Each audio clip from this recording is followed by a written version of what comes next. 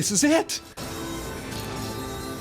We've waited over 2 decades, but Final Fantasy VII Remake is finally here.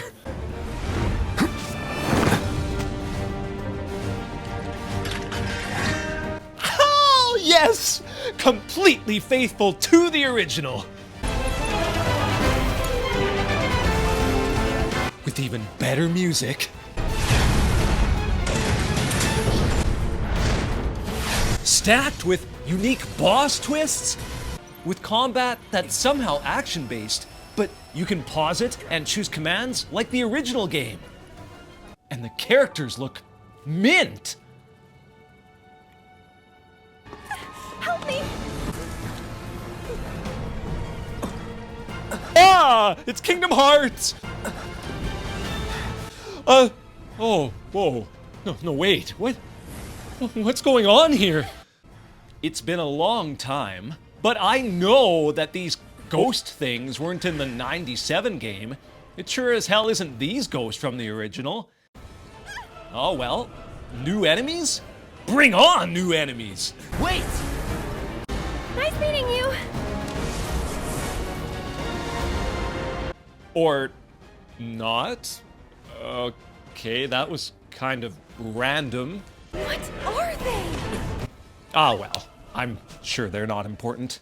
We won't be needing you for this next job.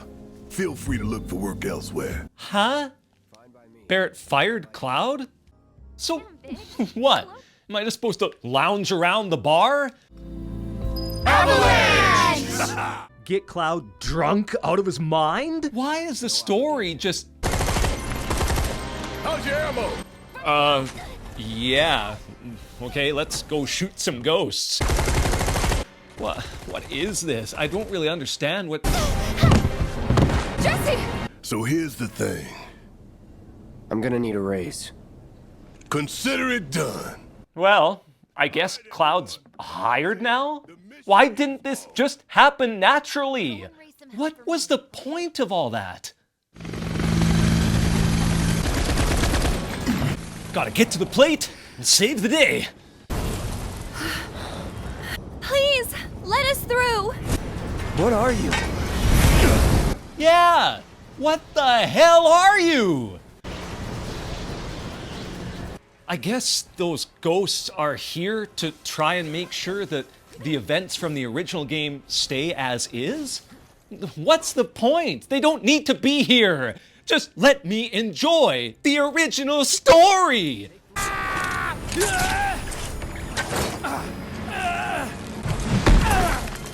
You okay? Cloud! Don't worry, I'll patch him up. So what? Wedge lived? But the ghosts were right there! So the ghosts fail to preserve the original events? Sometimes? Yeah! Sometimes! Seventh Heaven, I need you to get Marlene to safety, right? How does Aerith already know Marlene's name? That's not right.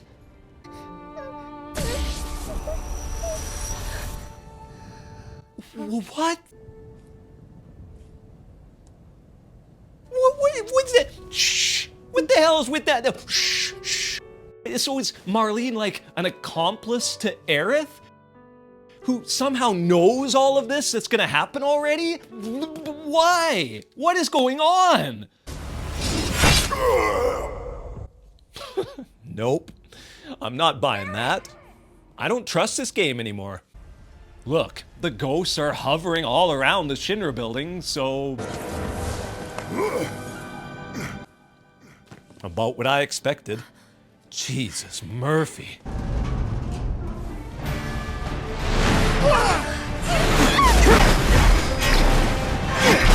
What? Did this just turn into the Advent Children movie now? What's with all this talk about destiny and fate? Destiny comes. What the hell did I just see? A glimpse of tomorrow if we fail here today. But those are the moments that are dearest to us as players. We want those moments to happen. Is this Final Fantasy VII or is it not? But I'm forced to either just die and preserve the old timeline in my memory, or stick a sword in a ghost's face so that I continue to wreck my childhood. Let's finish this. Why, in God's name, am I fighting Sephiroth 10 minutes after a high-speed chase down a freeway? That doesn't match up! This makes no sense. Why is he already in the game? Where's the mystery and build-up like the old game? Wait. Was that all of them? And Zack is now still alive? Why? What else is this game going to wreck? Oh, good lord. This isn't Final Fantasy VII anymore. It's over? I'm only 15% of the way through the plot, though. Even though all those awful side quests stole 40 hours of my life. The unknown journey will continue? When? Almost 4 years later, and we're still waiting for part 2. So, we might as well revisit the entry that got us into this mess before Rebirth arrives. I'm Shep from Gaming Introspection. Let's dive deep into the hits and misses of Final Fantasy VII Remake.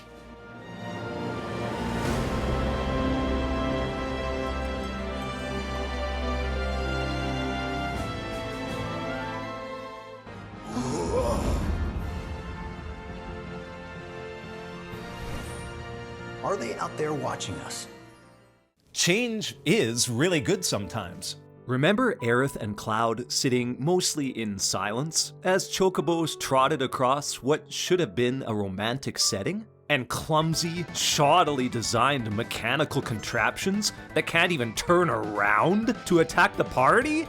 Well, now we're treated to spellbinding scenes like this.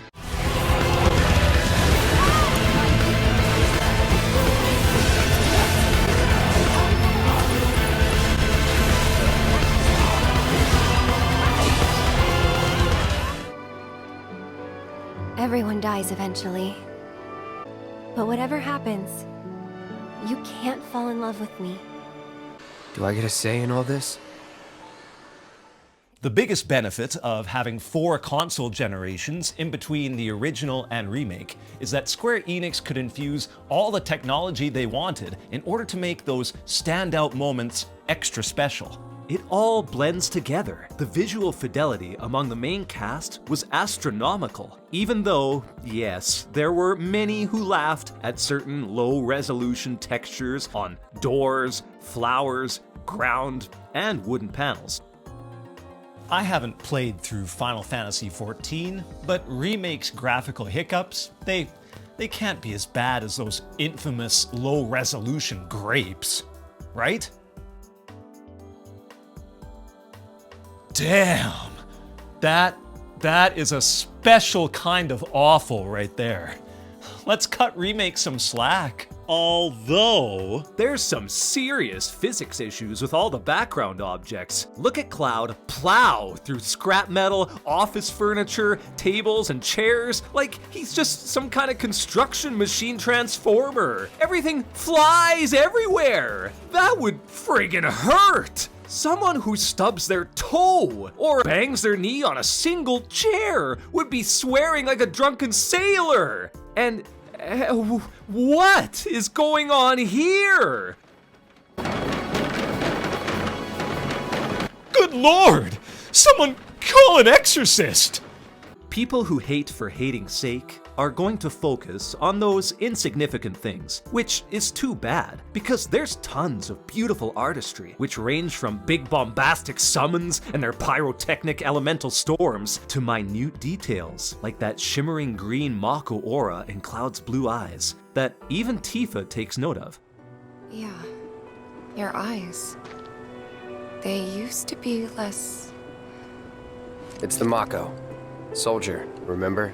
While there's definitely adjustments made to clothing and specific details, especially with the female characters, it's honestly more practical and respectful in my opinion. The overall aesthetic, colors, and important features though are very faithful to Tetsuya Nomura's original designs, and should please most of the old school fans. Except for Sephiroth looking like he's 7 feet tall here. Like, holy frick! Cloud looks like Sephiroth's disobedient punk little kid here. On the Final Fantasy fandom website, Sephiroth is listed as 6'1", against Cloud's 5'8". He's certainly taller, but come on! That's only 5 inches worth.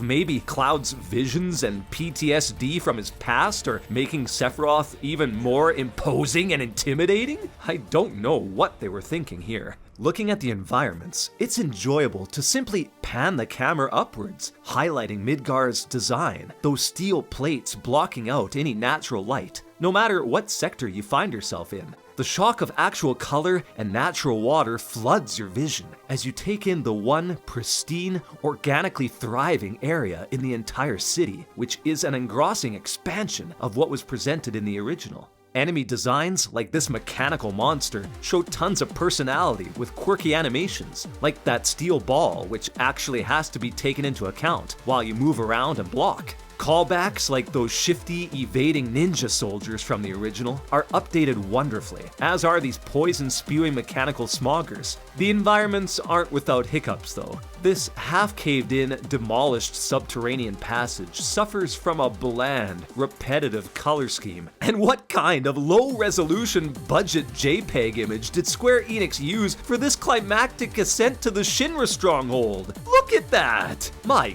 god, I think the ancient digitized skyboxes from Super Mario 64 from a quarter century ago look better than this.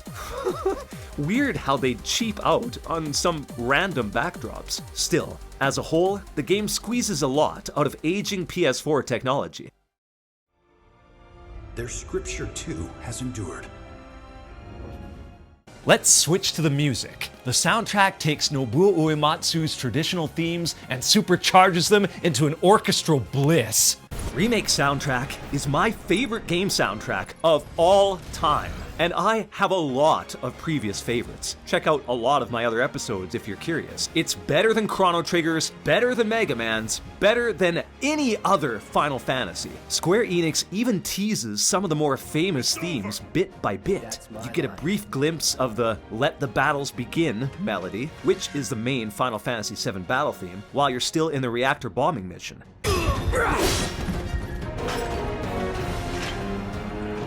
But it never goes full force into it. You then hear more strings and portions of it while you're being pursued by the Shinra security forces on the upper plate.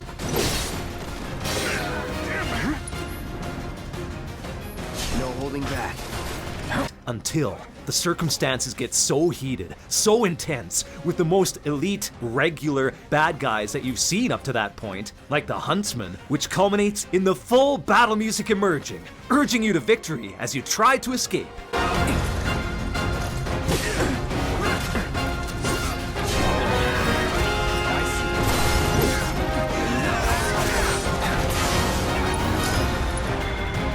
That amount of detail is just not found anywhere else. The scope of charging, adrenaline-boosting music is without peer. You hear the bombing mission melody meld with that regular guitar boss theme as you face that Scorpion Sentinel robot.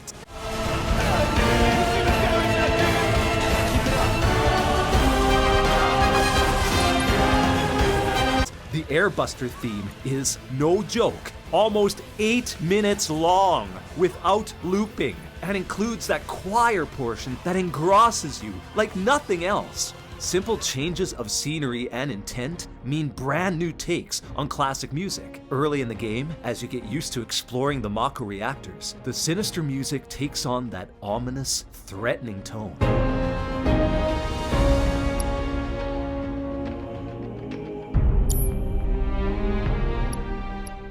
But as you move more confidently through a new Shinra station, with Cloud, Barret, and Tifa rushing through the catwalks above the slums, that basic melody is souped up into several diverse, pounding, heavy, and fast-paced mixes as you kick some ass.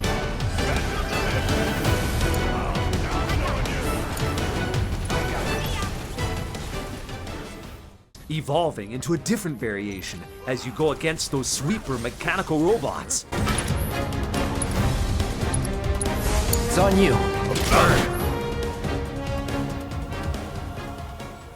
Then the new president, Rufus Shinra, changes that up again in a pulse-pounding rock remix of that same source material.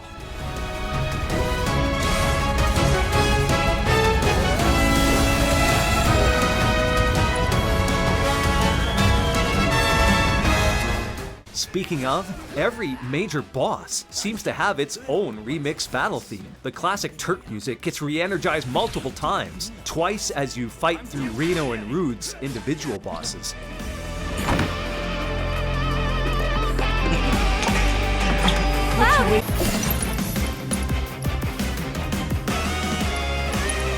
And then melding once again in the climactic battle with both Turks atop the plate.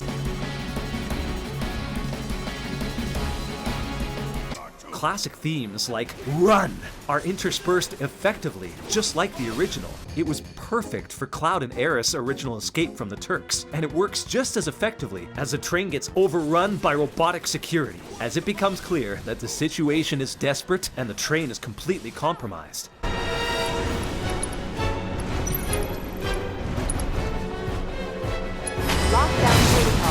And we cannot accuse Square Enix of being lazy when it comes to the amount of music. Just look at the amount of work that went into this. 7 discs, totaling 156 tracks, without counting DLC. Respect. The only fault I can find with the soundtrack is the jukebox collection of songs, which are just bad, for the lack of a better word.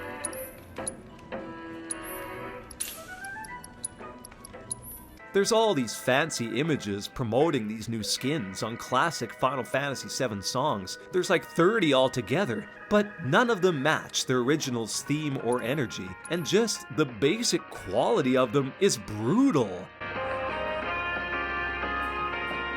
There's a few quests where you're supposed to be inclined to collect them, but man, like compare any of them to even the PS1 version, and tell me which is better.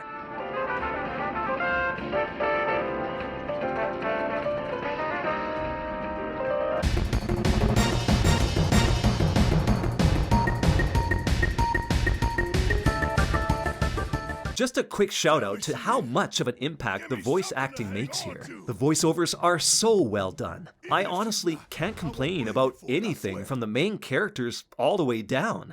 Who am I kidding? I'd probably try to tear your head off. Aerith is sweet and genuine, but with a playful wit and charm. Well, look who it is. Talk about a coincidence. What are you doing here? Waiting. Why? Because I'm not sick of you yet. While Tifa's admittedly takes a bit more to get used to, but her voice integrates her slightly tomboyish talents while still holding a certain calm, motherly tone. I know we have to think big if we're going to make a difference. But not like this. Aerith! There's a bar in the center of town, 7th Heaven. I need you to... Barrett's commands respect. You listening, Merc? One false move, and that happens. Can lower into contemplation. They come up in planetology books. Meant to be the original stewards of the planet. Could even commune with it, talk to it and stuff. But also ramp up to show anger and anguish in equal measures. Money! Biggs! Wedge! Jesse! Without sacrificing his sense of humor. Think you forgetting someone? Cloud is perhaps the most impressive because his almost monotone aloofness. Which ones do you think we should pick? Any of them. So, how do you think they'll arrange these flowers? Dunno. Which only seems to change at first during intense battles. Heads up! Tail laser! I see it! Then take cover already! Now! Get in there! Gradually shows cracks he comes to understand he can feel alive in more than just on the battlefield, like when comforting Tifa after falling out of the train. You okay? Yeah. Or clumsily reacting to Aerith's flower conversations. What'd they say? It's not like you'd believe me after all. Tell me anyway. That short date he and Aerith have, or that one-on-one conversation in Tifa's bedroom. He still doesn't say a lot, but you can tell Cloud wants to share more than his stubbornness allows him. Great casting. Not exactly small talk. Especially with someone you haven't seen in a while. Fate is not to be taken lightly, Cloud. Shut up! I don't know how Square Enix did it, but for Final Fantasy VII Remake, they created a balanced battle system that works for both turn-based old schoolers like me, as well as the more action-heavy crowd who really need that instant tactile feedback. You want a pure recreation of the old style? Bring it on, with a tactical mode and plan to your heart's content, as you wisely plan out each party member's ATB bars and use Assess to find hidden hints that you can exploit, like making Rufus stagger with the Braver ability. Ready to embrace the real-time action additions? Hack and slash to your heart's content with blazing fast sword moves, or practice Cloud's Punisher mode and be ready to quickly block attacks. Then mix in the counter stance ability to really screw up the assaults of even tough boss characters. The flow state in Final Fantasy VII Remake is just sublime. You're actively attacking to charge up your ATB bars instead of literally standing there with your legs spread apart. And those charged pings give you that nostalgic feeling of RPG past, because it means you can now cast a spell or use one of your powerful skills. While you're doing that, you don't just sit there and watch animations play out. In fact, it behooves you to do that, because your party members don't charge their own bars nearly as fast if you let the CPU just laze around. So if you're letting those play out or become incapacitated, switch your character, charge your abilities manually, then unleash them or heal someone, and switch to the next person. Maybe you stick with someone a bit longer to get full ATB bars for a really strong limit break or summon spell. Maybe you pause more often in tactical mode when a boss encounter is kicking your ass and you need a breather. There's so many ways you can engage with the battle system, with a plethora of options that not only increase in complexity as you play through it, but also increasing the satisfaction you get when you master different elements of it. Examples include the Counter-Strike ability, which is useful once you get used to enemy patterns and movements. Using Chakra when you're low on health or know you're about to get an ass-kicking in a combo to heal some of the damage. Sending out a murderous pink butterfly.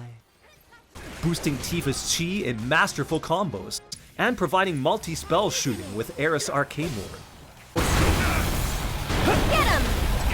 It's not all offense either. Dodging enemy assaults is risky, but feels rewarding and freeing. You couldn't do that at all before, after all. The game rewards you for effectively blocking attacks too, not just in the reduced damage, but it helps quickly build up those ATB bars, which can even be enhanced more through brand new materia like Steadfast Block. Speaking of, they took the materia system from the original and went all out with it, which is awesome, because many gamers worried that materia wouldn't even exist as part of character customization when Remake was announced. It remains faithful to the original in many respects. The limited slots, how the blue materia has to be paired off in order to have any effects, like joining Elemental with a lightning or fire orb to infuse Cloud's sword with flashy new attacks. But man, it's crazy just how many new abilities were created with the materia. The reflex parry materia, for example, is just so bizarrely hilarious to execute. Every party member has this crazy dodge weird animation that helps minimize damage when you're in a tight spot and being attacked. Is it useful? I haven't really used it enough to know for sure, but just the sheer thought and detail that went into this is astounding. There's even materia that directly impact ATB bars, like ATB Boost, which takes up a whole slot, but it enables you to double up your bars for critical moments, like if you really need to heal someone, or if a boss is vulnerable to one element, or just for a few moments. You can use an ATB Boost, quickly cast Arcane Ward, while still having ATB left to shoot 2 fire spells. You can see that the mixing and matching potential, it's endless. To satisfy the combat warmonger crowd, Square wisely brought in a kind of spiritual successor to the battle arena, into Wall Market, which was smart as players enjoyed that structured, tiered battle system from the original. And since the gold saucer wasn't going to be part of this game, it helps ease the weight as players enter different tournaments to gain some very valuable loot, including limit breaks, which was some of the best rewards offered in the old game. It also forces players to get at least kind of acclimated to each individual fighter's playstyle, since several tournaments are for one fighter only. Old enemies that had unique attack patterns, like those disappearing, reappearing robots, which were simply mildly irritating before, make for a thrilling whack-a-mole style combat that Cloud and Barret have to deal with in Hojo's lab. It's an idea that works so much better in a 3D space, because you're switching party members and switching targets as the robots become visible and then disappear, attempting to mess with your abilities and chemistry, especially when they start using time status effects like stop. The challenge is real here. Got some fight left in you? Hang back. When you encounter actual soldier infantry, just like the original, they are tough to beat, as these are some of the elite fighters who would rival Cloud in terms of their genetic makeup and training. If you dive deep enough into the remake side quests, you'll even find fan favorites like Tonberry and that lethal chef knife move to really keep you on your toes. It's crazy how faithful this fight feels, even amidst the action-oriented pace. It really harkens back to all the old games like Final Fantasy X. You really need those Arise spells or Phoenix Downs at the ready here. Oh my god. Moving on to the major fights, they're instilled with much more weight and gravitas. You are constantly teased with the airbuster. There's the holographic bragging of it by Heidegger, which results in a cool foreshadowing fakeout. And soon after, you're scouring floors, taking out Shinra security teams in an attempt to hack away at the amount of bombshells, computer AI chips, and processing speed that the actual robot will be equipped with once the real battle initiates. It does a great job at creating a foreboding atmosphere and building up the tension. Like, you know this thing is gonna be a tough kick-ass robot with all this attention given to it. In the original it was like, oh, by the way, here's this humanoid tank monstrosity that I've just decided to kill you with.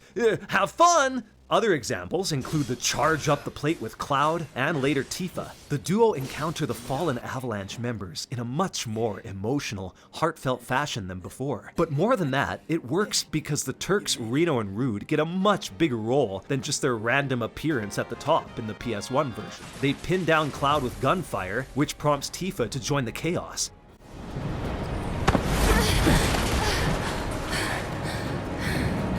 What the hell? Nice catch. And eventually they make it to Barret, who is also trying to avoid all the lead being fired, before finally taking on Reno, while Rude stays up in the copter shooting bullets and launching napalm bombs.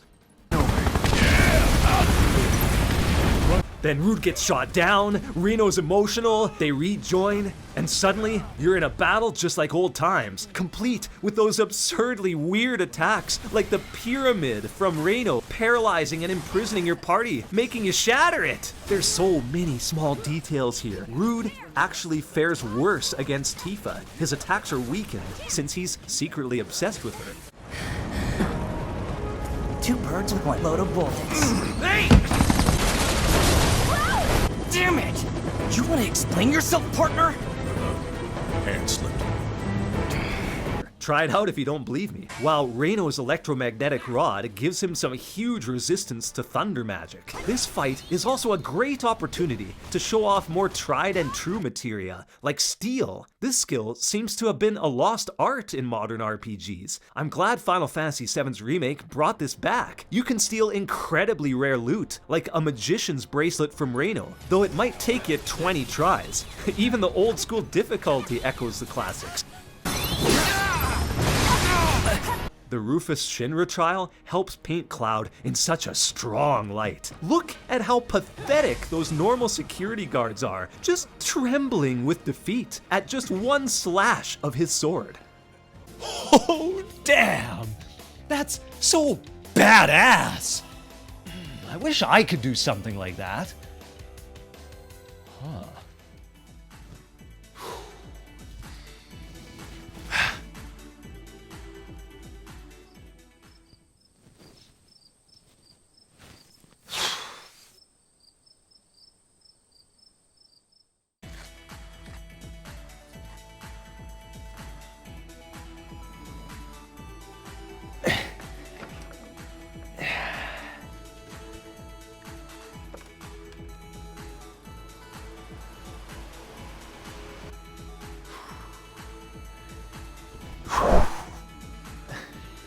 Was that something?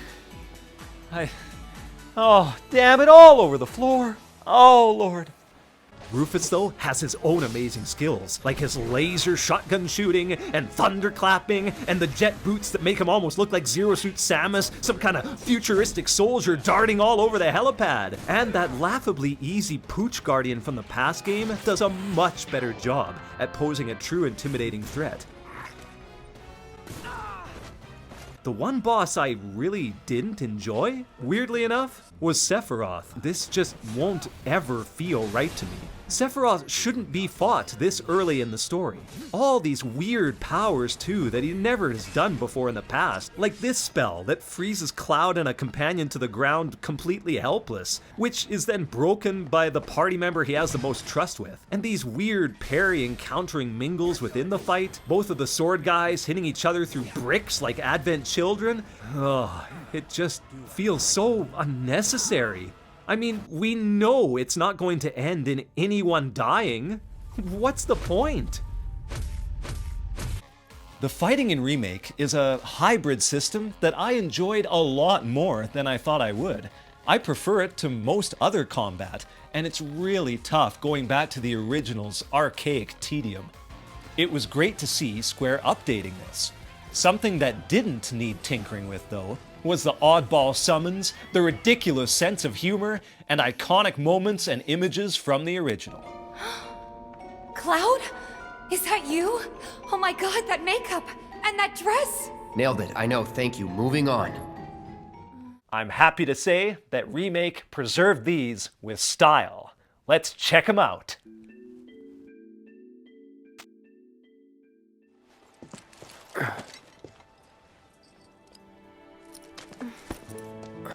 Do you know what the best moment in Final Fantasy VII Remake is?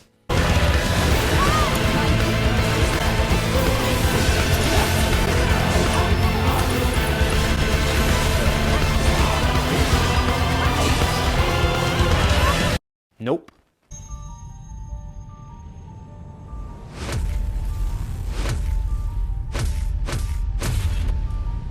Nah. But whatever happens, you can't fall in love with me. Do I get a say in all this? That is awesome. But no, again, the best part is that Square Enix stayed true to that pivotal, heart-wrenching decision you have to make between riding an elevator and taking the stairs. Doors closing. That completely broke my brain. How they knew gamers would really want that choice. The details are immaculate. There's a real sense of fatigue, as even Cloud falters, needing to walk gingerly after going up a couple dozen floors. And it showcases Barrett's age and weakened lung capacity. You can stop if you want. Can even say it's for me. Just say you can't hack it. I'll hack you, jackass! While highlighting Tifa's fitness and athleticism very well, as she ends up many floors ahead. What was that? I don't think I heard you. Speak up. I'll keep an eye on Barrett. Thanks for the assist. Barrett, though, actually has the opposite opinion of stairs compared to the original. People ought to try using the damn stairs sometime. At least until he starts going up a few flights. I said, wait up! Square could have just forced players into this elevator, which actually is also pretty funny this time too. You get conditioned to deal with the security breach at every 10-floor stop. So Cloud brandishes his broadsword, Parrot points his huge machine gun out right at this innocent desk worker who just got on the wrong lift at the wrong time. But the fact that they knew a funny, dumb choice like this was still on the minds of players 25 years later, that's a sign that at least someone on the team wanted to give that genuine Final Fantasy VII experience to the hundreds of millions of fans. The dialogue is just hilarious, keeping some of the memorable quotes from the original. Are these stairs ever gonna end? I don't know. Ask the stairs. This sucks! I wanna go back! You want to go down all those stairs you just climbed? and adding in more stupid Barrett comments. I don't think the stairs are talking. Well, duh. I mean, duh. Tifa's rare displays of annoyance and anger. That's enough from both of you. Stupid arguments aren't gonna get us there faster. But Tifa, I wasn't... Not now. Save it for the top. While thankfully also getting rid of her controversial retard quote. It's a sight to behold and hear. Even their panting, gassed animations at the end reference those ancient polygonal ones. Final Fantasy VII has a serious story that's built around the pillars of themes like identity, self-sacrifice, and loss. But they contrast this with tons of bizarre and amusing elements in both the gameplay and the characters themselves to make sure the whole experience doesn't become too dark. Remake wisely avoids going completely serious because the audience is older now route, and instead continues balancing the heartfelt emotion and pain with obscure, sometimes awkward, but lovable events. Your ass is fine. Maybe singed, but the only casualty is your underwear. Now that was a gunshot. Is that a smile I spy? See? Even Cloud laughs in this game. Humor and homages saturate Remake, and it's only a good thing. Who cares if it contrasts too much with the heavy themes? Actually, Cloud and Barrett have a surprisingly humorous give and take, especially in the early game between them. Yeah. Should have asked for more money. You gonna stand there and pretend you can't hear the planet crying out in pain? I know you can! You really hear that? Damn straight I do! Get help. That even seeps into battles. This thing is tough! It wouldn't be much of a weapon if it went down easy. Don't compliment the giant scorpion! And other new moments, like Heidegger's stunted reaction to his troops' obvious play-by-play, are priceless. We have them surrounded, sir. Yes, I can see that. They could have made this Final Fantasy totally devoid of character wackiness and toned down Heidegger's laugh from the original game, but here it is in all of its glory. How do I do it? Cloud incorporates gestures, quotes, But you know what I think? Not interested. and body language that mirror his PS1 roots. Just simple things, like his silent shrug when things don't go right. His frustration with Aerith. Huh. Gotcha. You're killing me here. These homages are not lost on the hardcore fanbase. When the Avalanche trio infiltrate the reactor before the huge airbuster fight, you come to a point where you need to slide down this huge pipe, which echoes the old game again. And eventually, you'll arrive at that room where the three need to time their switches simultaneously. It's just, oh, it's priceless that they brought this back. And it's more challenging since you have to move two analog sticks at the same time. You can even push further with this and get a bunch of bonus loot by cranking those switches a few more times with more precise timing needed. Speaking of the actual airbuster fight, Cloud being separated from Tifa and Barrett right when the battle begins, that's just one of my favorites. Attack from both sides, just like before. We're counting on you, man. Are you alright? I'm fine. You guys good to go? Good enough. So many references in half an hour's time. The tiniest details are honored, like how Cloud raises to level 7 after his first battle.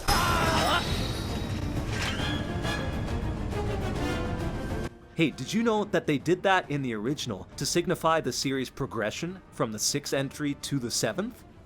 Even that mechanical hand from the original while you're exploring the slums, Square Enix must have known how friggin' cool that looked, because it's utilized in a full-fledged puzzle sequence. Immediately following this, Cloud and Aerith's date in the dilapidated park is an important detail that I'm grateful was recreated faithfully in Remake. It hints at Cloud's false personality, as Aerith mentions Zack's name. What's his name? I probably know him.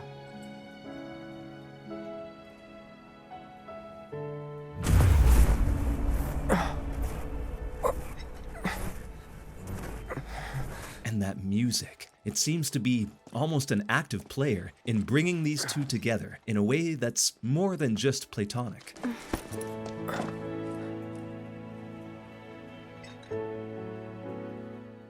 Not only does it keep that adorable slide design and the character positioning on top of it, it honors the scene as a landmark moment in Cloud questioning what is real and what isn't.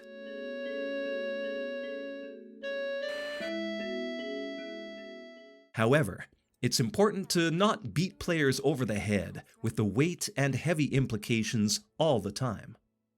Especially with later Final Fantasy VII entries like Advent Children, which were extremely serious, somber stories with emo Cloud and sadness engulfing even all of the child characters. I was worried Remake would forget about the fun, all of the things that were ridiculous and just video gamey, like the Hell House. This thing is an abomination. Even for a JRPG, it's an enemy that defies all logic and explanation. It's just thrown randomly into a normal battle as you travel through the slums. It would have been easy to completely cast that away as a bygone enemy from a weirder, more experimental time. But they kept it. They honored the Hell House, brought it back to the forefront as one of the most challenging bosses in the game. Is there any further explanation of what it is and why it exists? No, not at all. Even Cloud and Aerith are at a loss for an explanation. It's just a house. But they take its basic function of it being a weird, crusty house that does some weak attacks to the party before transforming into a more monster-like form. It does that justice with gradually increasing difficulty in the remake fight, and then goes all out with it, giving it a ridiculously strong shield and the ability to fly around and shoot missiles, even into the stands. Not just the Hell House either. Apps is another standout monster, much more difficult to destroy than the PS1 entry too. You're spraying fire attacks at it just to scare it off and give yourself a breather. You're changing party members to make sure you're out of the way when he backs up the sewer in a gloriously disgusting deluge of sludge. It's a fun update to a random boss in the original, especially since it's smart enough to get out of the way of its own attack. Unlike this. Even the summons keep the playful side of Final Fantasy VII alive, even when it's a very dire moment. Picture this. You're a steroid-infused man with a machine gun half a mile high, fighting the Shinra elite Turks. Failure means the plate falls, potentially killing thousands of people, and you're losing the battle. So what's your play? Well, duh. You summon a random chocobo bird with this little Moogle riding on top of it. This right here is the power of the blade. That's the master plan! It's glorious! Final Fantasy VII needs lighthearted stuff like this. It's charming, and it keeps the magic of the game alive. Unfreaking believable! What the hell did I just see? It was 2 against, I don't remember how many exactly, but a lot! I'm also very thankful that players still have dialogue options, which I was sure was going to be cut from the original. More often now than ever, characters have their own complete identity and voice, so I had resigned myself that we wouldn't ever have any control of Cloud's responses anymore. There's something special about choosing whether or not to be friendly towards Aerith when she offers you that flower. You still get that choice with Tifa, whether you could use that stiff drink after such a stressful mercenary mission. And the new ones, like whether or not you'll agree to meet up with Jessie the next night, made what was already an evolving love triangle into an even more complicated love square, or no, that's the developer, a love rhombus, or some damn thing. Yeah, Cloud's personality is more in-depth and set in 2020, but the player is still given agency for driving certain reactions or plot events, such as what your suggestion to Tifa is for what she'll wear, influencing what clothing she dons when infiltrating the Dawn's sleazy bordello palace. They even included the Johnny banter question from the original. Johnny, oh my god, he has become an even bigger tool, with his cowardly mix-ups with the wrong people, his bro uttering. Hey Cloud, bro. I can call you bro, right? Nope. Oh, come on, bro! Melodramatic emotional breakdowns. No! Cloud! Finally! Tifa!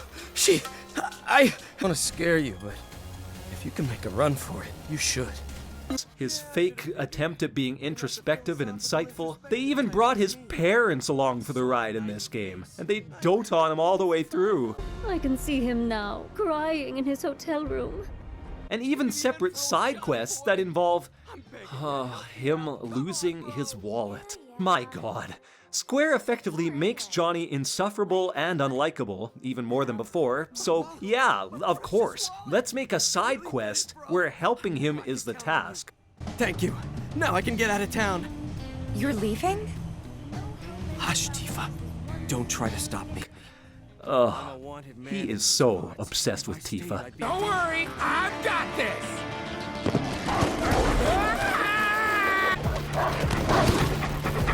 Wedge getting bit in the ass? With Big simply stating how it's too bad that the ladies don't give him that much attention? This is all going down in a serious mission that could end very badly. But who cares? Lighten the mood. I love it. Tasty treats!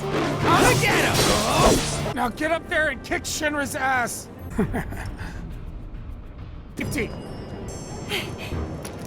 Even the fodder NPC characters, like these two guards, have been imbued with some awesome humor if you keep talking to them, with the timid, meek, well-meaning guard struggling to sound authoritative as his superior officer continues to berate him. Excuse me? Due to an emergency, entry into this area is prohibited. Sorry for the inconvenience. You called that a warning? No, sir! This area is off limits! Turn around and leave at once! If you don't, I'll have no choice but to use force! Now you're getting the hang of it! And it's even better when that same wallflower officer stands up to his superior later on, when the whole plate fiasco is going down. Close it! No, sir! I will not obey that order! Deep down, he knows how many people are going to get killed if that thing falls, and they keep him there. And it feels good seeing him leading people out of that chaos. That is awesome. Want to go on an even smaller scale? This unfortunate citizen is experiencing digestive distress in Wall Market. You can even invade his bathroom privacy. And sure enough, find that room in the New Market and you'll encounter a similar gut-busting situation. Attention to detail to the max. Remember that machine gun sentry that almost kills the entire story of Final Fantasy VII? Even that machine gun room was fully recreated. Huh? It shot you? Well, that's not good for business. Speaking of Wall Market, it's clearer than ever that Don Corneo is in charge. It's even sleazier of an establishment than before. Gassing women before taking them to his chambers to be selected? That is so wrong and messed up. But luckily, there's a ton of girl power on display, as Tifa and Aerith absolutely destroy the losers without much trouble. It's a bit more empowering than this, wouldn't you say? Cloud's gender swapping is treated with much more tolerance and respect too. As Andrea Rodea says, upon transforming Cloud, true beauty is an expression of the heart, a thing without shame, to which notions of gender don't apply. That's refreshing. Just let people be who they want to, and feel just as free about who you are. What's wrong with that? If you listen to all the white noise everywhere, apparently tons, but just don't pay them any mind. Bad guys too. These thieves were built off of a very basic and generic thief template from the original, but they crafted 3 new, thick-headed, dumb, possibly drug-addicted losers who don't comprehend basic vocabulary or jokes. It's all so stupid, but it's a fun kind of stupid. That's hilarious to listen to. For damages! Oh yeah! That's what you get when you... when somebody else... Even gameplay nods from later on in the original, like the PHS telephone. How could Square not resist putting in a replica stationary version of that as you swap characters? The original Final Fantasy VII was so wacky and bizarre. There was an anime-infused craziness that was evident in multi-lane chocobo races and epic slapping contests. Cloud poses as a Shinra guard and makes a finishing pose that impresses the lieutenant, followed by Red 13 posing as a Shinra guard and walking on 2 legs. Kate Sith spawned toy soldiers, question boxes, and even killed the whole party with one of his limit breaks.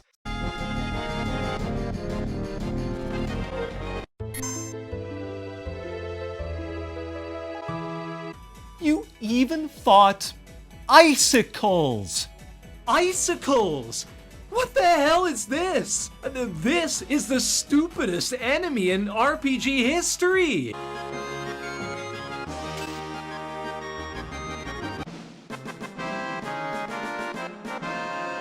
If I wanted to battle icicles, I'd just walk outside to my garage in my Western Canada home. Oh yeah, I'm so buff and alpha. That frozen water can't handle me.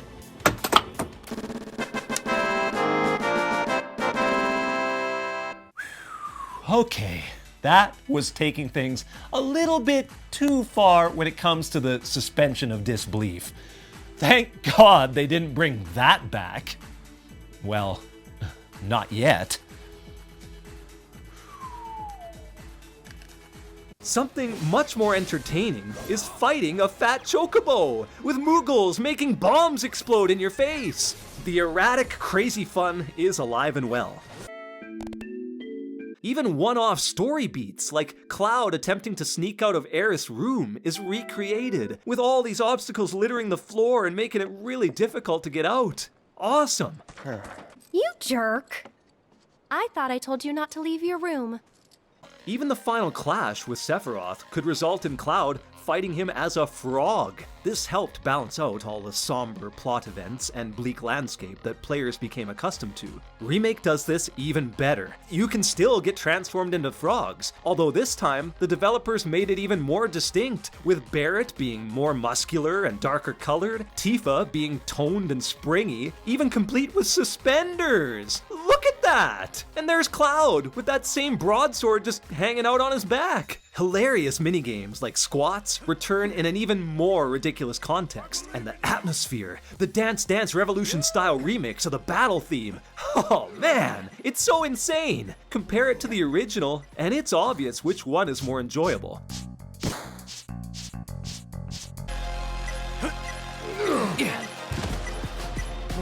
The only blemish to the actually addicting squat exercises is hearing those awful, repetitive insults and encouragement from Jewel's bodybuilding crew as they try and demoralize Cloud. Muscles crying out in joy and pain! Who'd have thought it'd be this?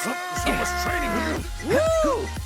You're better than I thought. You can do it, Jules! We're rooting for you! Who'd have thought it'd be this? I believe in you! My God, they're so disruptive and disrespectful. It's like everybody cuts everybody else off before anybody can say anything. You can do it, Jules! We're rooting for you! How would you enjoy that? It's common for people at a gym to request others to spot for them or to provide some encouragement. But what if the person you selected just came over and incessantly yelled things at you over and over and over again? Hey, I'm trying to beat my rep record today. Do you mind giving me some motivation there? Yeah, for sure. All right, thanks. Nice. Good stuff. Oh, yeah, that's it. Do you feel that burn yet? Oh, I'm feeling it. Yeah, well, keep going. Keep going. Yeah, keep going. You got this. Yeah, thanks. No, like, feel the burn. It's supposed to shoot up your arm. Like, come on, you can't tire out now. Don't be a chicken. Come on, keep going. Nice. Good stuff, man. Keep going. Is your arm getting tired yet? Oh, I bet. Oh, you look exhausted. Keep going. Push through. Push through. Push through. Push through. Push through. Push through. There's new diversions too, like the dartboard challenge, the extra motorcycle chase when racing to the top plate, which conceals one of the toughest trophies to get in the game, and the box breaking contest at the kids' hideout in the slums, which yields some amazing loot, like the transference module, which converts ATB bar usage into limit break energy. Nonsensical, charming fun within many different settings and capacities that also feature rewards to make them all worthwhile. Cloud's dance number? Yeah, we can all cringe and moan and groan, but my god, was it entertaining, and just a whiplash broadside smack to the face when we thought that they couldn't go any further with wackiness. Respect. Before we criticize Remake too much, it's important to take note of just how much love and care is evident in these homages and innocent moments. There's a genuine warmth to Remake that really establishes it as a love letter to all Final Fantasy VII fans.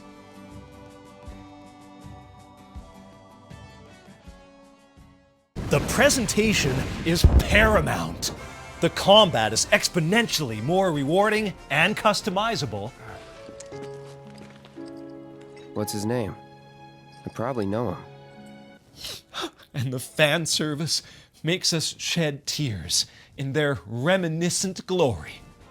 What could possibly ruin Square Enix's attempt at remaking Final Fantasy VII? This isn't the way it's supposed to be.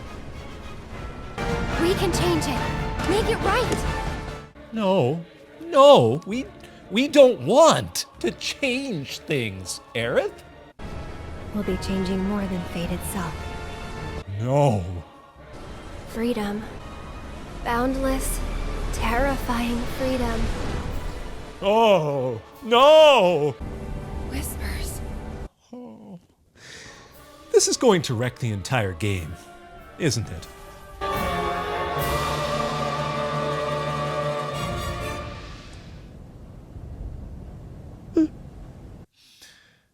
Let's begin the misses by addressing the elephant in the room.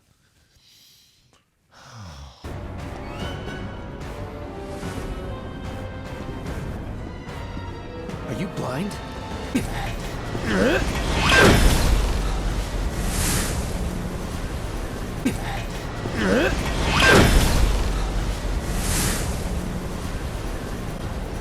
What are you? You're unnecessary! Or you would have been if Square Enix had created what the majority of fans wanted. I can definitely jump on the Final Fantasy VII purist train when it comes to these whisper ghosts. I completely understand your frustration.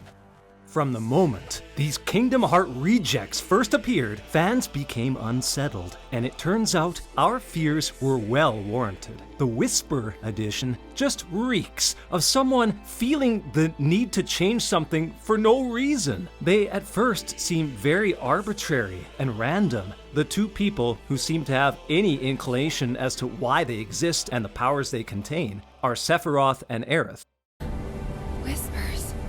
At least, I think Aerith knows? What are they? It's so back and forth and wishy-washy. I don't understand.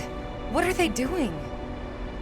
Who knows? It's as unsettling to us as players as it is to Cloud and Aerith during their first encounter with them. Wait! Nice meeting you!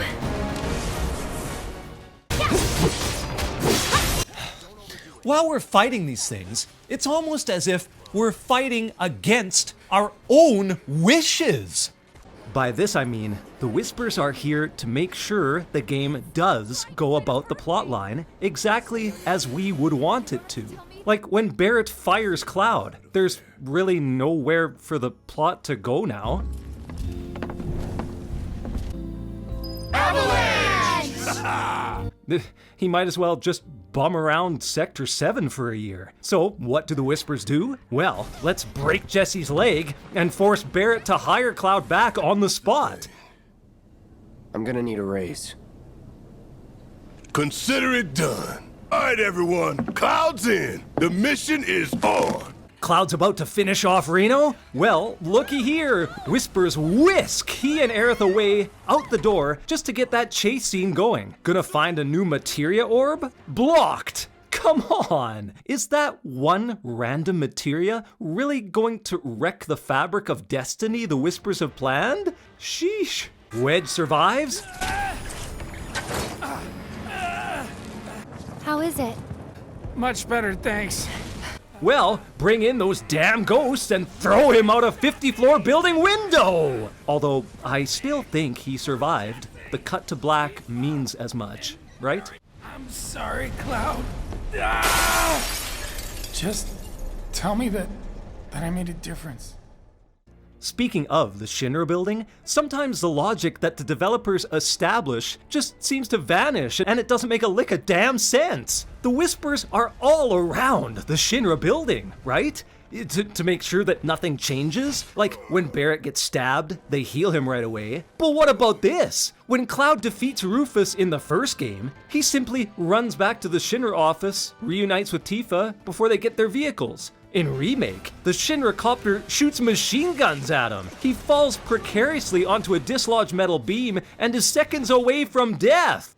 Why don't the Whispers care about this?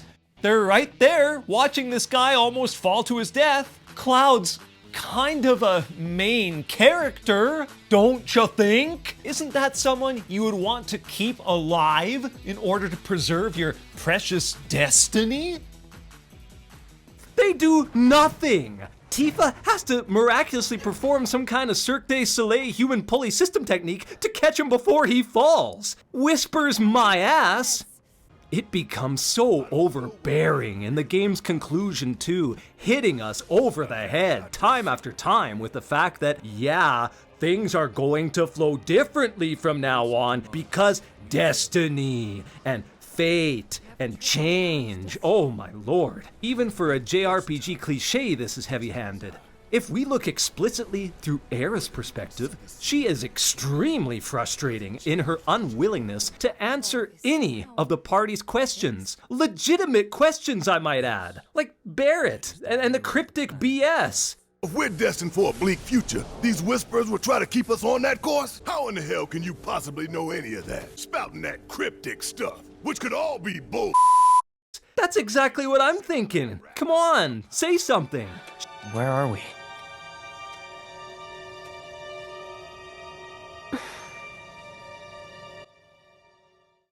And when she does say something, she's dropping hints that she knows the entire story already. She'll refer to Cloud specifically as a merc after spending all of, 3 minutes with him? You don't mind, do you? Bodyguard work's not too different from merc stuff, right? I guessed. From the sword. As Shinra attacks the plate, she responds despondently, which triggers suspicion in both Tifa and Wedge. We have to get there in time to stop it. We have to. Right. Aerith, what are you not telling me? Huh? Don't give up hope yet. We could still save a lot of lives. You don't think we're gonna stop them from dropping the plate, do you? What's more, she somehow knows Marlene's name and circumstances without any of the party telling her about Marlene beforehand. I need you to get Marlene to safety, right? Huh? Apparently, I guess because of the Whisper interaction with her. And after meeting her, apparently transfers her knowledge to the toddler. Then immediately tells her to shut up about it.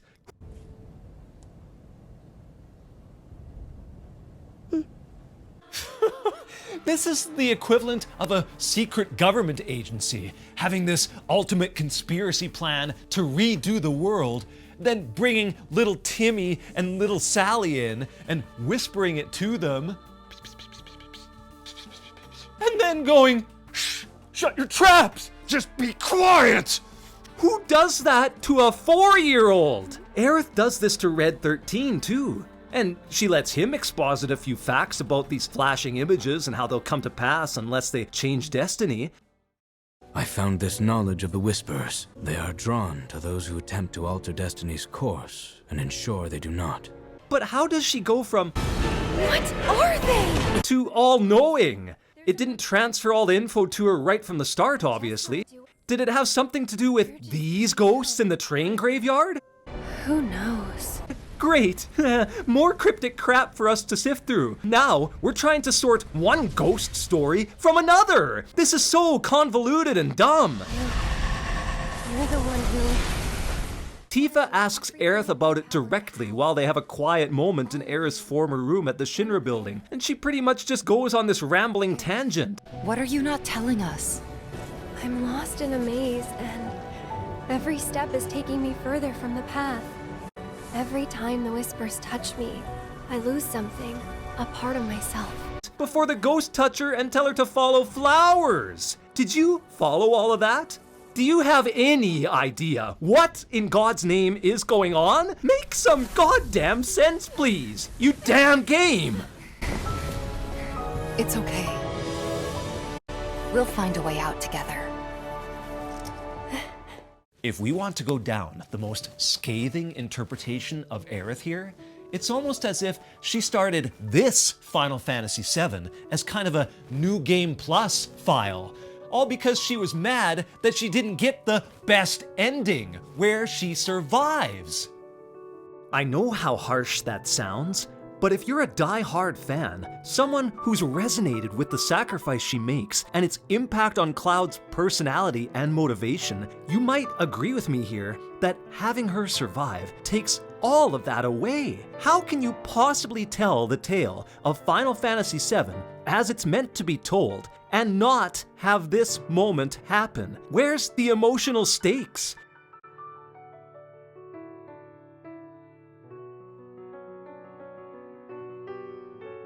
While the prospect of new events and new happenings are very intriguing, since Zack's altered timeline is in effect now and destinies no longer foretold, this mass confusion and myriad of stuff can be overwhelming, even for those who are taking this new approach with a patient wait-and-see attitude. But if she does think she's going to survive, then what's with this? Everyone dies eventually.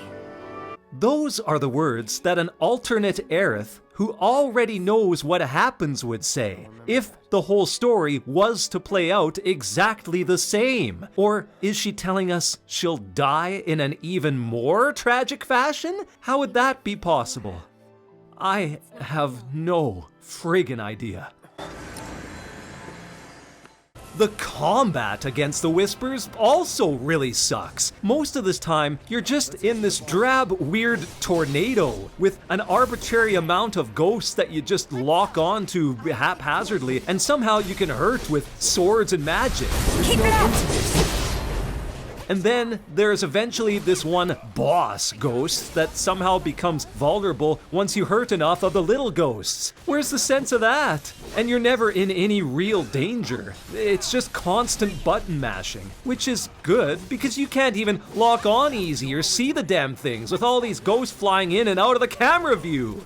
The final climactic encounter with them is the same thing, except this time you're fighting these ultra super whisper ghosts, which for some reason are assembled in the three molds of swordsman, gunner, and monk, i.e. Cloud, Barret, and Tifa. And once you hurt them enough, you make this ultimate boss ghost vulnerable, which again looks like a Kingdom Hearts Heartless. Jesus! So the formula doesn't even change for this either. It's definitely a lot harder, as it's the penultimate boss, and you can die a lot easier, but it's just like, why? Why do we have to go through this? I guess to change destiny, but if they'd have just left well enough alone and made the whole game in one go, like most fans wanted, all of these fights and weird guessing games wouldn't be screwing with fans everywhere.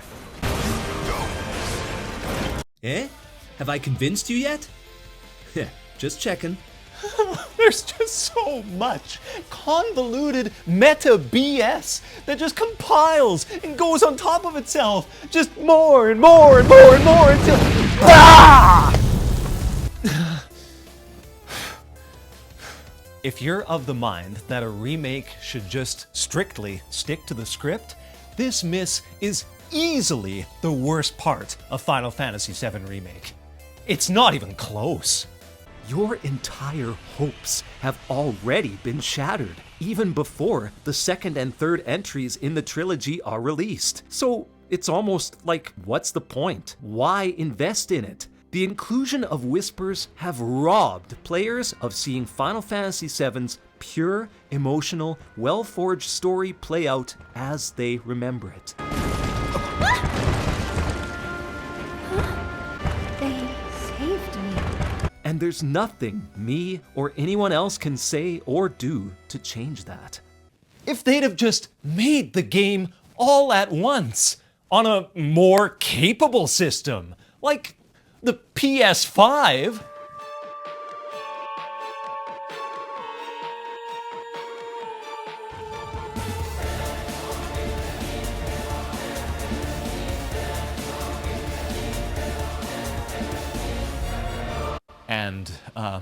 And use that power to tap directly into the events that are so close to gamers' hearts, undiluted, unfiltered, bolstered with modern technology,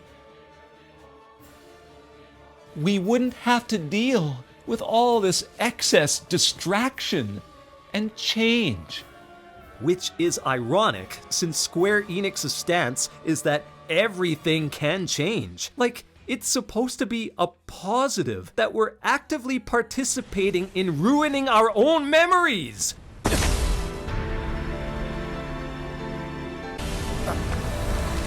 We should all take inspiration from Chrono Trigger when Lavos kills everyone and everything, and it says, but the future refused to change. From where many people stand, that would be a good thing. Let the Whispers destroy the party, and maybe the original timeline will come back. It's not happening, is it? For all the purist fans out there, I'm sorry. Maybe there's some whisper ghost that we can just go out and find and beat up in real life. And then that'll create an alternate reality where Square Enix is like, you know what? Let's boost up the graphics and maybe the combat and leave everything else just as is, how the fans have wanted it. If only. Right, gamers? For many people, this entire project isn't Final Fantasy VII. For all the divergences and flashes of events that have already happened, this is completely different. It's effectively a meta sequel now. I'm actually okay with a new interpretation. I loved RE4, for example. That was awesome, but it didn't change all the reality. It didn't go into meta territory. And my view on remakes is not the majority. Tons of fans rightfully wanted Remake to be nothing more than the literal definition of that word, remake. Make something that's the same, but better. Not change it into a meta sequel. Meta even in its title. It's like Square was like, oh yeah, look what we did there. Do you see remake? It's not what they think. It's not actually remake. We're remaking the plot. Oh, we're so goddamn smart. Fanboy scream. Oh. It's a remake that craps over all the character fates and the villain's powers even. Sephiroth is a fearsome, skilled, and magical villain. One of the most popular villains of all time in all media. But even he didn't resort to changing realities or using time travel. It was all real, visceral stuff that he did in the game's universes past and present, which directly impacted characters. Now all of that gritty, hardcore down to the earth stuff just seems meaningless because now he's going on about tampering with reality, trying to get a new lease on world domination that way. Or is he? Sephiroth's whole motive is all over the place. First, he talks about the suffering of the planet, like the original continuity, then abruptly tells Cloud to run away, and then he's all about this new destiny, and later he's asking Cloud to join him to defy destiny. Let us defy destiny together. Aerith, she's just as wishy-washy. This is the point of no return. And why did you stop me? I'm not really sure. I'm not really sure. Even Square doesn't have a damn clue what's going on. I guess you can do that when you know you're not going to release each game for the next 5 and 10 years. Not really sure. Yeah, and Zack, who knows what his motivation is? I mean, he shouldn't even be alive. Damn. The more I ramble, the more I'm on the side of people who really aren't impressed with Remake.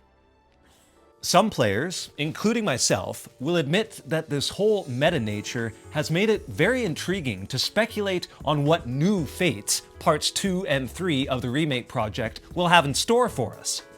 The Whispers definitely made playing through unpredictable. Not sure why Big survived, but I guess that's interesting moving forward. Jessie's not confirmed, but she's alive too, probably. But how? That whole plate fiasco still happened. They were still in that same location. In fact, it looked even more devastating than before. No one was there to save them, and yet, here we are. As for Zack, it should be cool to see how this alternate reality plays out, but again, fans are mostly here to play through Cloud's story, and the Cloud in his story is just a comatose, battered simpleton who is suddenly thrust into the care of Kairi, who is simply an awful person. This whole thread just doesn't seem promising to me at all. And that's the truth. Even with these new questions and intriguing plot threads, no matter how mesmerizing these new paths are, and no matter how effectively they mesh with the original content from before, it's not the original story. And it never will be. What circumstance made the Whispers exist and try to preserve the original timeline anyway? Is it truly the last we've seen of these things? Because without their interference, it would seem like the plot can really go off the rails, and that's what worries a lot of fans the most. Aerith and Sephiroth will hopefully reveal more about all these cryptic threads in Rebirth, but for now, no. This isn't great. It sucks. Let's move on to something more grounded before I get too off-kilter here. This could be the end for old Johnny boy. I'm begging you, help me out. Come on, bro. Shinra weapons are on the rampage. 5 of them, like floating eyeballs. Does this look like someone you'd really want to help get out of a tight spot? Let alone someone who you might find yourself forming an intimate attachment with? Look at this guy! He can't even color coordinate. I mean, I know it's in the Midgar slums, but you don't see anyone else rocking this green shirt, pink shorts combo like they're begging for attention. His task isn't anything spellbinding either. Just roam around a 100-yard circular radius wailing on machines. This is the archetype for the extra hours Square Enix knew they had to plug into Final Fantasy VII Remake. Quests like these are all over the place. You open up a menu and you're assaulted with a grid of chores. Some of them have these multiple green dots that light up one by one as you do each part of a task. In other words, they get dragged out so long that sometimes you forget what it is you're supposed to do, or just lose interest altogether. Talk to Betty. Seems pretty simple, but then she sends you through all of Sector 7 looking for 3 cats in a friggin' neighborhood that's infested with the damn things. This sucks. It does. It really, truly does. It's especially irritating when you get to an enemy you're supposed to hunt down, like this giant were-rat, and then you get there, kill a bunch of them, and it's like, no, that wasn't it. Even Cloud and Tifa don't know what's gonna happen. They're like, oh, should we wait? Should we go back? This might be a waste of time. So, you either wait or you wander around because it still shows the goal as being right there, but you eventually get pissed off and go back to the jackass who asked you to do it. And then it's like, well, that wasn't the right kind of rat. You go try again, you gotta kill the big ones. So, you waste 10 more minutes of your life to kill a slightly bigger disease-ridden vermin. Once you do enough of these, you simply resign yourself to looking at the map at the top of the screen and running Cloud around, watching the meter's number go down until you meet the next useless conversation and continue. I'm Damon, little more than a humble reporter. I get why they implemented the quest system. If you went through just the main events of Final Fantasy VII, you'd be spending $60 on a 5-hour game. We expected, to some extent, some filler material, but they could have tried a bit harder. There's a couple exceptions that do attempt to humanize the cast a bit more, such as the music collection and wall market, which invigorates people who are quickly losing their hope because of all the recent chaos and destruction. That's nice, but it doesn't make running around from Joe Schmo A to Joe Schmo B any more thrilling to get that eventual brief uptick in emotion. It's time I took action, made a stand. Hell yeah, that's it. That's the fire we need right now. Is seeing an old geezer disco dancing really the payoff that we deserve? The effort just doesn't justify the return in most cases. The thing is, you need to do these tasks if you want to experience some of the most intricate moments between Cloud and his love interests. You don't see him open up to his closest partners much at all, unless you help Barbie Ken doll over here shut up about his machine stalking paranoia, or scour Sector 5 in a hide-and-seek game trying to track down all these orphanage kids for the teacher. Is it worth all that trouble to unlock a scene where Cloud carries a flower basket through town? I suppose that's all up to you. So, how do you think they'll arrange these flowers? Dunno. While you're trying to run around the world doing all these things, you find yourself constantly sucking Cloud's gut in and trying to squeeze through narrow gaps, which is just annoying and slow. How many times does Cloud need to do this in the game? I've lost count. And look at the room in some of them. He and Tifa, even Barrett, could easily walk normally through these. Besides, what's the point? It must be like a mask for the game world to load, such as when you spend 28 seconds in this long ass elevator just to get to the arena. I wonder how many people are fighting. Well, that's BS. It was 2020, and we still had games that were using loading screens disguised as elevators. If Square Enix couldn't even find enough processing power to get through Midgar without having Cloud sidling through things at 1 mile an hour, maybe we should have just had the whole thing done all at once on something like the PS5.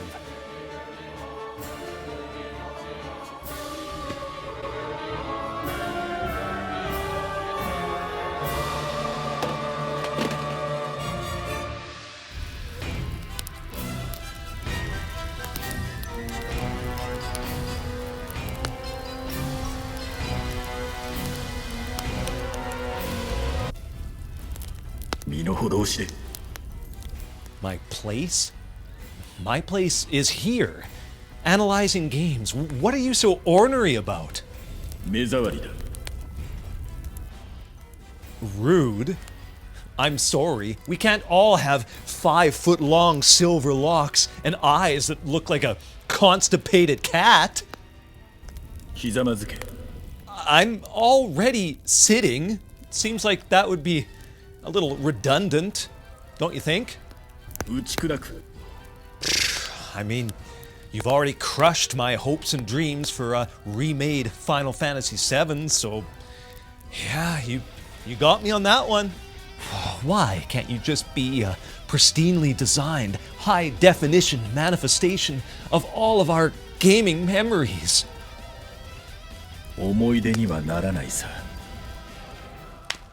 Well, you're definitely in my mind. This is really gonna hurt the next time I play Smash Brothers.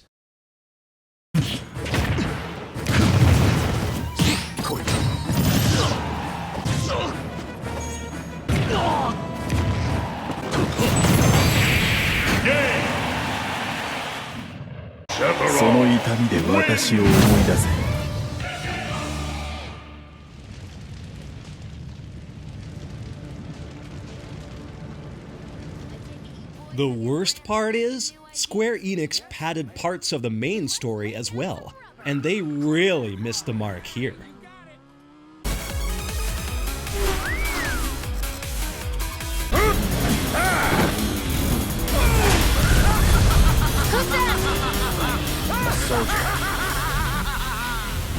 Oh, who in Sam Hell is this jackass?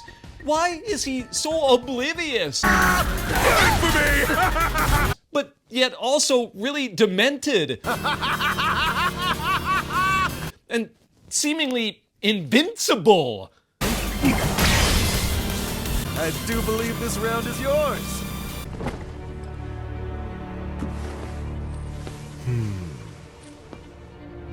Why does it look like he wants to make love to his motorcycle? What in God's name?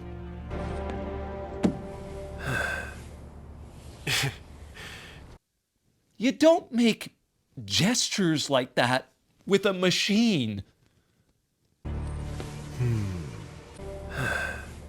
That's not normal.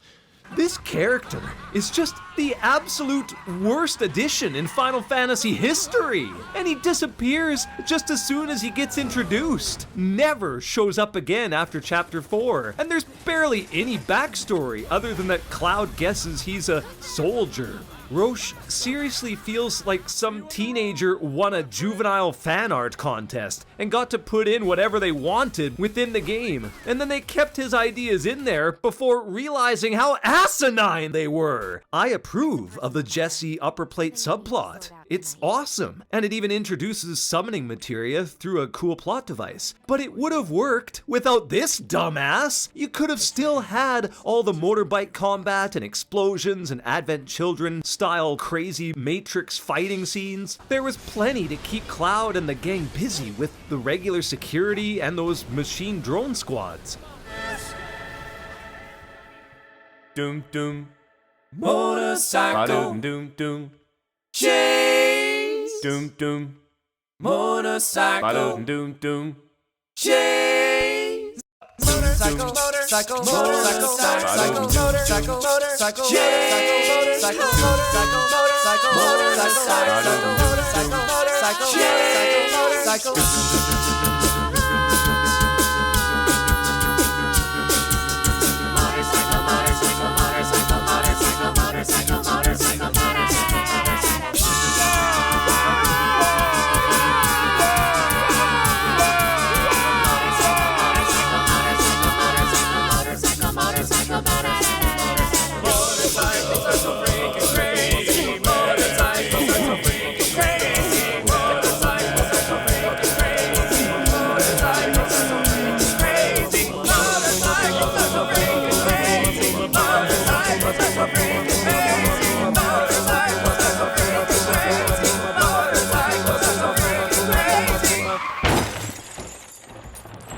And the military base operation was plenty exciting and foreboding and even funny before he randomly cycles in again just for a cheap thrill, which, as we're talking about all of this stuff, simply extends the runtime. His fight isn't challenging either. Just put Cloud in Punisher mode and counter his attacks over and over again until he staggers. I wish his friggin' bike would have staggered so he never would have made it into this game. Maybe next time we can keep it just between the two of us.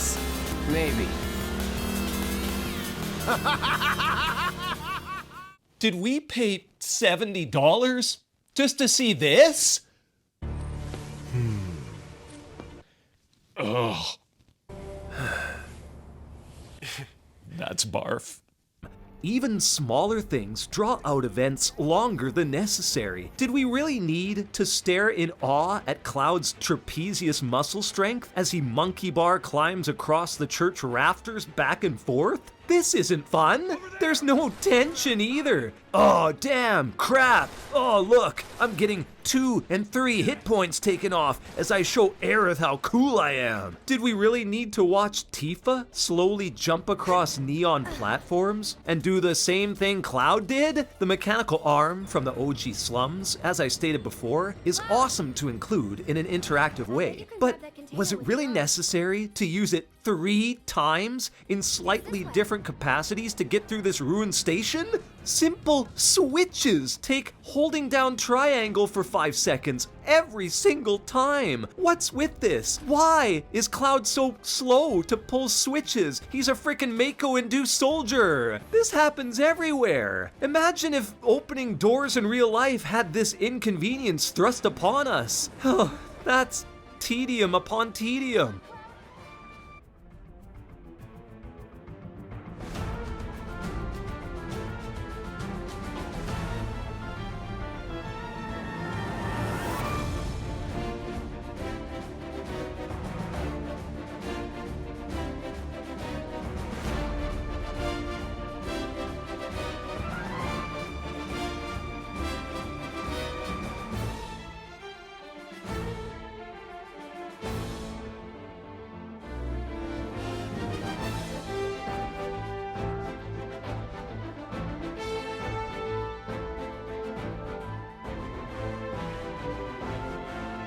It's hilarious and oddly respectful how they kept the men's washroom infiltration point to spy on the Shinra elites. But wow, Cloud, he tries to turn into Solid Snake here, shambling through vents and spying on different people, crawling around at 2 miles an hour. This is awful. Just get to the point, like in the main game. The vent is literally right after you open that hatch. It took 5 seconds. And you could flush the toilet besides. There's dead ends that make you slowly turn your ass around and drag it out even more. Here, you have to painfully readjust Cloud's hip position as you make sure to find all the extra loot. There was even a glitch in the early release of the game that froze your progress. I had to restart just because I was looking through this vent, and it wasn't even an important plot point. This wouldn't even be exciting if you pumped the original Metal Gear Solid music in here as background.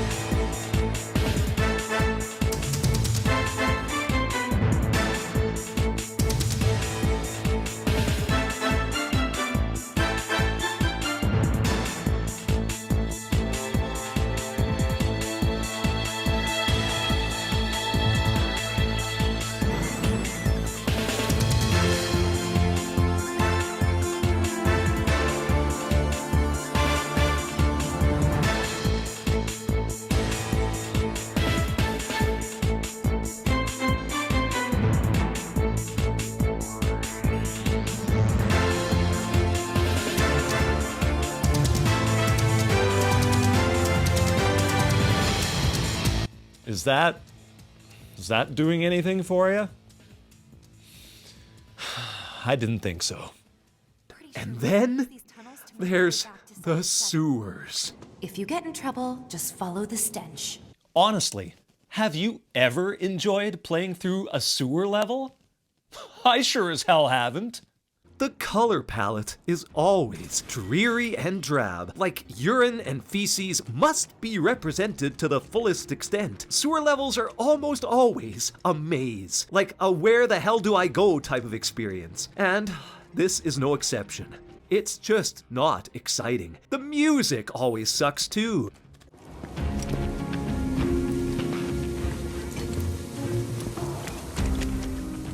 Even in obscure games like Star Wars Shadows of the Empire on N64,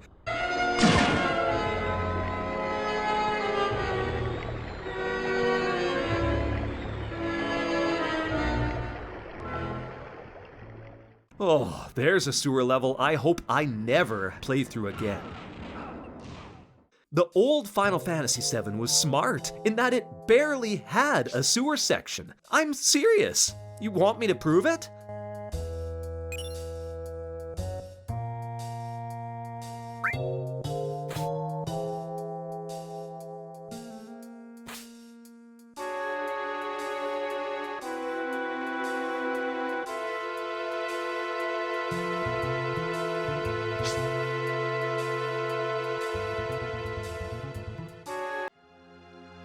That's it. No editing or anything, I swear. How long did that take? Like 30 seconds?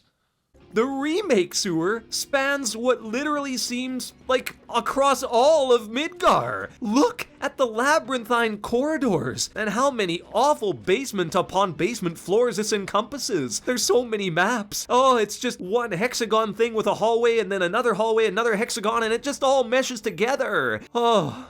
And I know it's realistic that it does this. It's like a realistic sewer design. It even goes with the dialogue as Tifa makes notes about where they are as they come out to where Sector 6 joins Sector 7. Sector 7 should be just on the other side of this waterway. So this is where Sector 6 ends. But come on! It's so boring! You fight the same damn spear iguanas and select few bubble-spewing enemies over and over, the latter of which constantly put your party to sleep, ignoring your inevitable swearing at the screen. I can't. Getting really sleepy. So tired. All you're trying to do is find the damn door, which, when you find it, is of course locked, because apparently there was a hidden key that Jesse put in a secret spy thing in a random section of the sewer a long time ago, which means you're constantly running all around like a jackass, making water rise and fall, climbing up and down ladders, going up and down again because they all look the same, but while you're doing this, you keep finding respawning clusters of monsters, and a myriad of ladders to climb up and down ad nauseum until you forget where it is that you're trying to get to. You check the map, but it's got so many levels, like I said, that you just say to hell with it and run around some more, with that same drab lighting and miserable ladders and awful music and fecal matter overwhelming your senses. It's so awful, and it ends with a ridiculous Cloud's going to save the girl hero moment, which is supposed to make him seem badass. Get going. Now. Okay. You too. But there's too many of them. Not for me. But that doesn't make any sense. They just worked together to defeat a 6-ton mutant sewer dinosaur that ruled the whole sewer. Here to go? You bet. Bring it on. Now, all of a sudden, they're scared of a few trident little merman rejects that they've killed 24 of already? Last warning. Back off or die. Back off or die? They're not verbal. At least not with English. Back off or die. What is this dialogue? Then, Cloud just delivers a sword swipe and a kick to the midsection of one before fleeing with his tail between his legs anyway. It's all a mess, and it makes you never want to slog through this a second time. But then, what does Square do? They make you go down there again! This time, to chase down a gross, Star Wars-looking rat alien thing, all because Leslie, the Corneo lackey, can't hold on to a goddamn key, apparently. No! Wait! We gotta catch him! Huh? He took the key to the door! So you chase it all the way through the sewers, the game teasing you so many times, making you think you're finally going to catch it, but then your pincer attack doesn't work. He's so slippery. Just like his owner. And then suddenly, it leaps into a hidden vent into another room, and then you're clambering over things to get to it, and you're wasting so much time. Now it's Barrett's turn to fall asleep, as the entire group constantly gets turned into frogs too, to draw the whole thing out even longer. Every single skirmish makes you just wish the whole game would just end. Even that run music I praised earlier fails to add any urgency or excitement.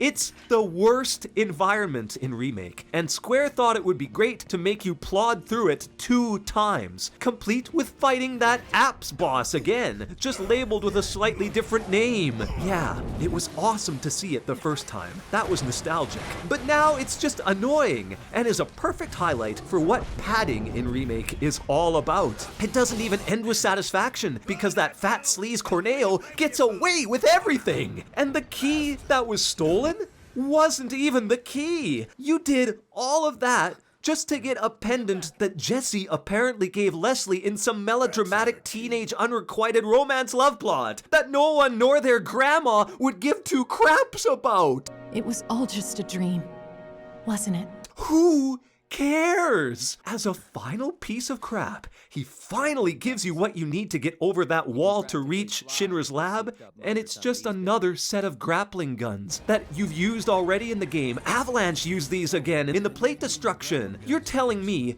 Barrett had no inclination as to where more might be, or that he hadn't thought of this idea before?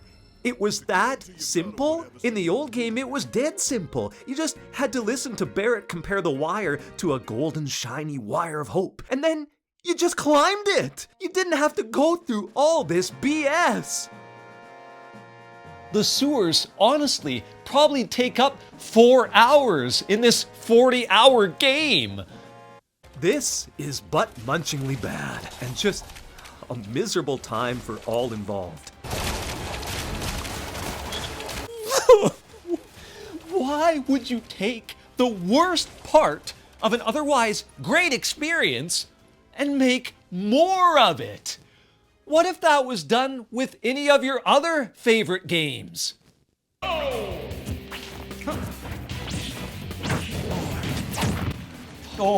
no, I tried to dodge you there too. Oh, I thought you were in, like...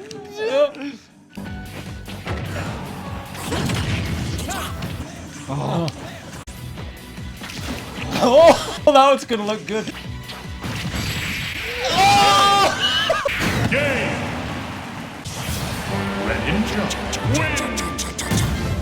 Oh man, this is the best. It's been way too long. Oh, it has. We've had so many awesome battles over the years, and we've got all 89 characters at our disposal. Oh, this is the best. Okay, next game, Sephiroth versus Clown. Oh, that'd be dope. But first, I want to show you the one-player mode. Yeah, wait. Okay. Check this out. Isn't this sick? It's like a painting. You move characters or all around the overworld. Yeah, the graphics are really awesome. So can we get... In a second. Hey, check this out. See, I got spirits, and when you go and press this button, you can level up the spirits, and they're like all the different bosses from the games that they're from. You've already beaten this, though.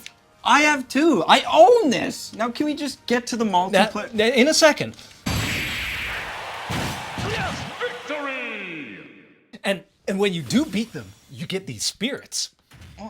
Yeah, I already know that. We've played this. Yeah, I know, but see, you don't have the exact same ones as me. See, you can even give them different special moves, and you can level them up, and you can build a whole collection. It's almost like the Pokemon trading card game. It's so expansive. There's hundreds of these things.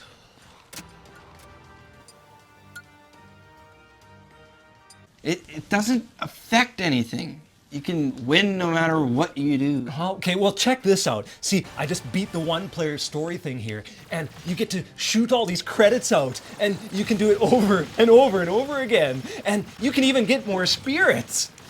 Yeah. It's so fun. Eh? You just don't want to get beat. You were cheap.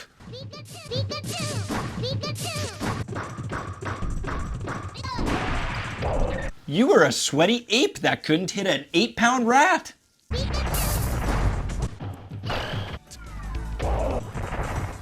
Don't insult my monkey, man.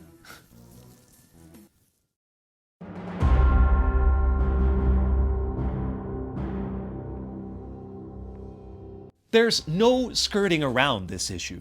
I can understand exactly why gamers were frustrated with Final Fantasy VII Remake and its 2020 release.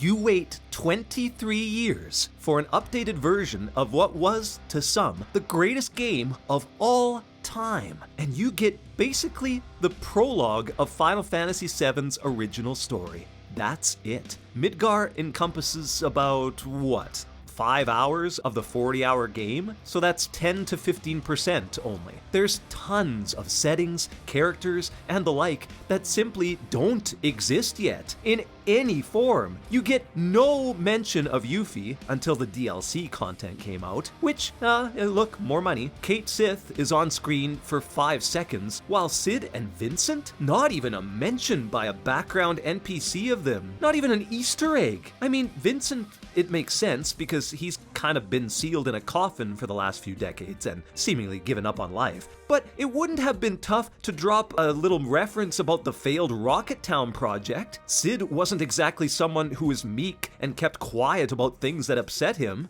Gameplay-wise, there's tons of stuff that simply had to be held back. Cloud and crew are only able to obtain 2 limit breaks. It was fun in Final Fantasy VII to gain all 8 of them, and even switch between limit sets, go back to the old favorites. But here, there's barely any variety.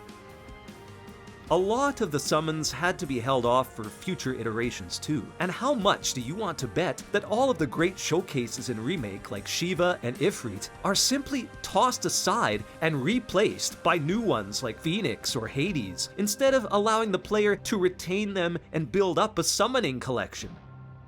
I can't wait to see the catastrophic event excuse that Square Enix uses, which robs Cloud and the party of all their summons, all their buffed equipment, all their levels. Oh, they really should have just made this one game. Let's backtrack. Square teases the old Final Fantasy VII trailer to demonstrate the capabilities of the PS3 back in 2006. 2006, the second year of YouTube's existence. I was barely starting university. The angry video game nerd was just getting started when this trailer came out. Then, after rumors, debates, a whole bunch of horribly received midquels and all that stuff, constant denials that anything was happening, we finally get that 2015 confirmation trailer that, yes, a PS4 Final Fantasy VII Remake was coming. So we all went and got a shiny new PS4 and looked at it for a few years. Then, just as we're getting excited, in December of that year, we're told that Final Fantasy VII Remake will be a multi-part series. Wow. But okay, if the first part comes out in 2016, the PS4 will be a really great investment if this is what we purchased it for. You know, 2016, 2018, 2020, there. And I can live with that.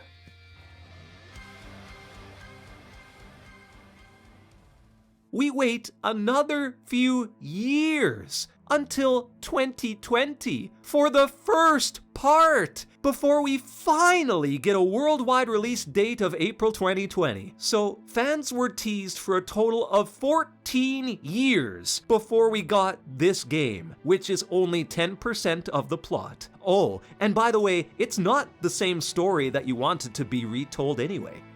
So, for many fans, the conclusion that eventually came to pass was that they waited 14 years for absolutely nothing. Talk about a next level of depression.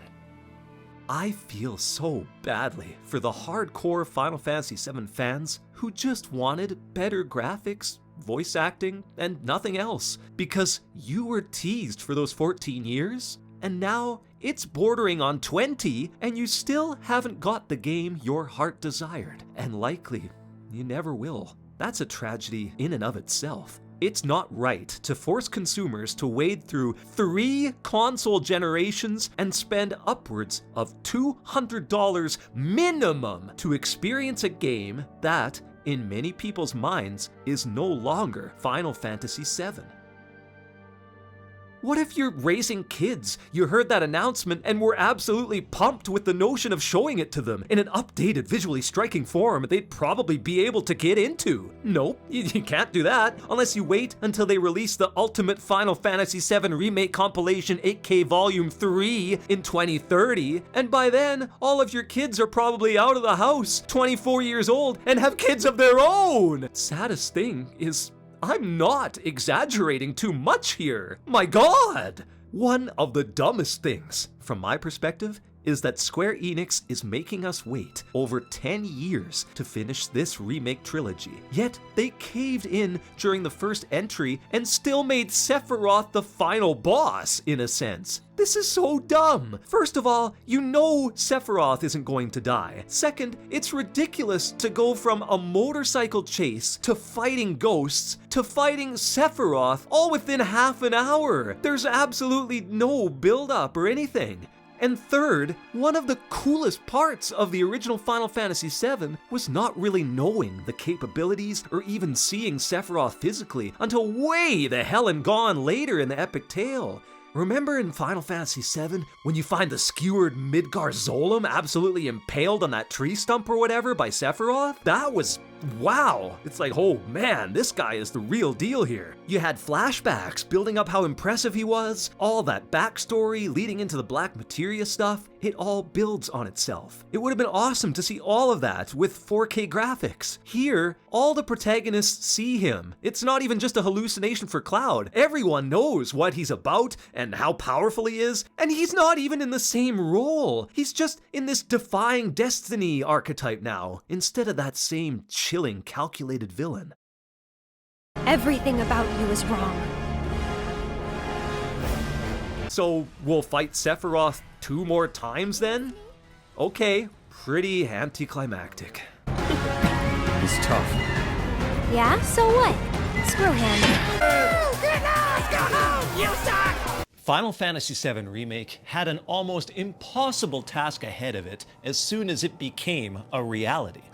It had to contend with an entire generation of gamers' expectations. High, sky-high expectations. It's almost unfair. Even if it was told in a completely rigid and streamlined way, like Super Mario RPG's remake, I'm sure there'd be fans who hated on it, because unfortunately, the toxicity of fandom, especially one as large as Final Fantasy VII's, will always make themselves heard. But in this case, I can understand a lot of the ire and contempt. Whispers and timelines and alternate fates have corrupted what was a well-told, detailed, and character-driven story all on its own. It was something that really didn't need fixing.